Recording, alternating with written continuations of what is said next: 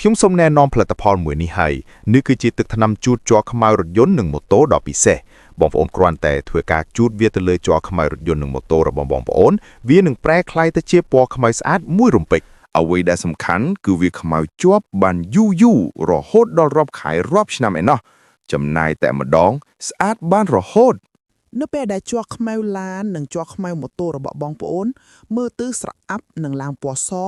បងប្អូនប្រកាសជាមានអារម្មណ៍ថាឡាននិងម៉ូតូរបស់បងប្អូនហាក់បីដូចជាឡានចាស់និងម៉ូតូចាស់អញ្ចឹង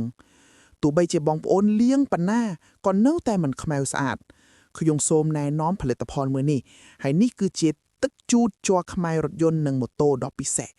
បងប្អូនគ្រាន់តែធ្វើការជូតវាទៅលើជ័រខ្មៅរថយន្តនិងម៉ូតូរបស់បងប្អូនវានឹងប្រែក្លាយទៅជាពណ៌ខ្មៅស្អាតមួយរំពេច